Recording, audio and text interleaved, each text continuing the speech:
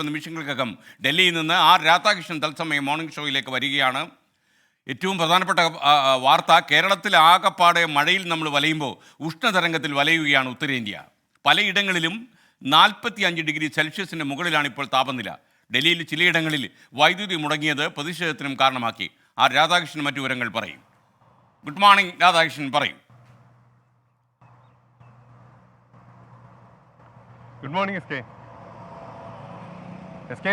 ചൂട് കൊണ്ട് പൊറുതിമുട്ടിയിരിക്കുകയാണ് ഉത്തരേന്ത്യക്കാർ. ഉത്തരേന്ത്യയിൽ ഉഷ്ണതരംഗം എല്ലായിടങ്ങളിലും ഇപ്പോൾ വ്യാപിച്ചിരിക്കുന്നു എന്ന് പറയേണ്ടി വരും. ഈ തെരഞ്ഞെടുപ്പ് ചൂടിന് ഒപ്പം ഈ ഉഷ്ണതരംഗവും കൂടി വന്നതോടുകൂടി സത്യത്തിൽ ഈ ഉത്തരേന്ത്യയിലെ എല്ലാ സംസ്ഥാനങ്ങളിലുമുള്ള ആളുകളെ സംബന്ധിച്ച് അവരുടെ ജീവിതം, സ്വൈര്യ ജീവിതം, അത് ബുദ്ധിമുട്ടിലാകുന്ന ഒരു അവസ്ഥയിലേക്കാണ് എത്തിയിരിക്കുന്നത്. പലയിടങ്ങളിലും വൈദ്യുതി പതിവായിട്ട് മുടങ്ങുന്നു എന്നുള്ളതാണ് ഏറ്റവും പ്രധാനപ്പെട്ട പ്രശ്നം. ഒപ്പം തന്നെ ഈ ചൂട് ഇങ്ങനെ കൂടുതൽ സമയത്ത് പല സ്ഥലങ്ങളിലും വലിയ രീതിയിൽ ഈ തീപിടുത്തം ഉണ്ടാകുന്നു എന്നുള്ളതും ഈ വളരെ പ്രധാനപ്പെട്ട ഇടുങ്ങിയ മേഖലകളിൽ ഒക്കെയാണ് പലയിടങ്ങളിലും ചേരികളിലൊക്കെയാണ് പലരും താമസിക്കുന്നത്. അങ്ങനെയുള്ള ഇടങ്ങളിലൊക്കെ ഈ തീപിടുത്തം വ്യാപകമായിട്ട് ഉണ്ടാകുന്നു എന്നുള്ളതും ജനങ്ങളെ സംബന്ധിച്ച് ഏറെ പ്രശ്നമുണ്ടാക്കുന്ന ഒരു വസ്തുതയായിട്ട് നിൽക്കുന്നു. കാലാവസ്ഥാ നിരീക്ഷണ കേന്ദ്രം പറയുന്നതനുസരിച്ച് ഇനി ജൂൺ കഴിയുന്ന വരെ വളരെ ശക്തമായിട്ട് ഈ ചൂട് ഇങ്ങനെ തുടരും എന്നുള്ളതാണ്. ഒരു വിധത്തിലുള്ള നിവൃത്തിയും ഇല്ല എന്ന് പറയേണ്ട വരുന്ന വിധത്തിലാണ് ചൂട് ഇപ്പോൾ ഉള്ളത്. 45 ഡിഗ്രി ആയിരിക്കുന്നു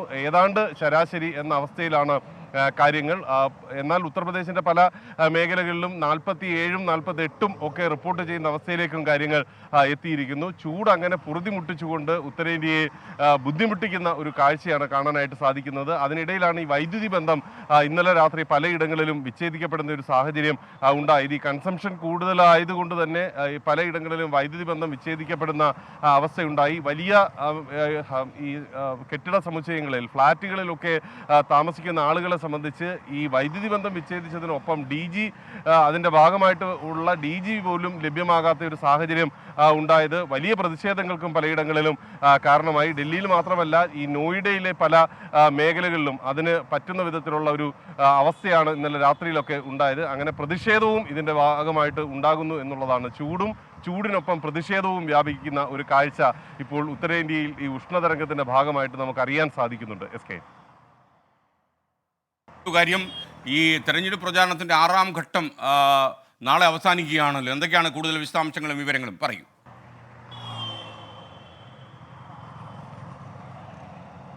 SK, എല്ലാവരും കളത്തിലുണ്ട്. തെരഞ്ഞെടുപ്പ് പ്രചരണം ഈ ചൂട് ഇത്രയും ഇങ്ങനെ നിൽക്കുമ്പോൾ പോലും പ്രധാനപ്പെട്ട എല്ലാ നേതാക്കന്മാരും കളത്തിലുണ്ട് എന്ന് വേണം നമുക്ക് പറയാൻ. ഉത്തർപ്രദേശിലെയും ഡൽഹിയിലെയും വിവിധ മണ്ഡലങ്ങളിലാണ് വലിയ രീതിയിലുള്ള പ്രചരണം ഇപ്പോൾ നടന്നു വരുന്നത്. ഇന്ന് പ്രധാനമന്ത്രി നരേന്ദ്രമോദി ഡൽഹിയിൽ റാലി സംഘടിപ്പിച്ചിട്ടുണ്ട്. ഒപ്പം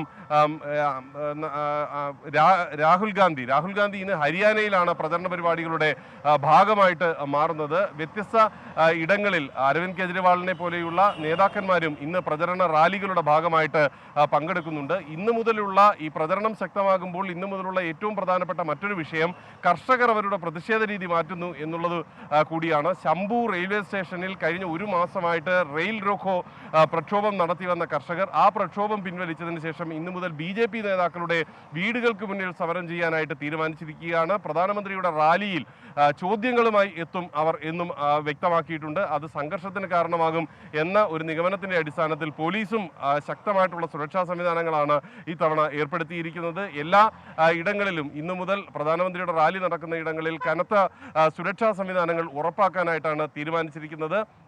ഈ ഉത്തരേന്ത്യയെ സംബന്ധിച്ച് ഈ തെരഞ്ഞെടുപ്പ് പ്രചരണം കൂടുതൽ ശക്തമാകുന്ന ഒരു കാഴ്ച നമുക്ക് കാണുന്നതിന് ഒപ്പം ഇതുമായി ബന്ധപ്പെട്ടിട്ടുള്ള തെരഞ്ഞെടുപ്പ് കമ്മീഷന്റെ ഈ അനധികൃത പണം അടക്കമുള്ളവ പിടിച്ചെടുക്കാനായിട്ടുള്ള സ്ക്വാഡുകളുടെ പ്രവർത്തനവും കഴിഞ്ഞ ദിവസങ്ങളിൽ ഊർജിതമാകുന്ന ഒരു അവസ്ഥയാണ് ഇപ്പോൾ ഉള്ളത്. SK, okay, thank you are Radhakrishnan.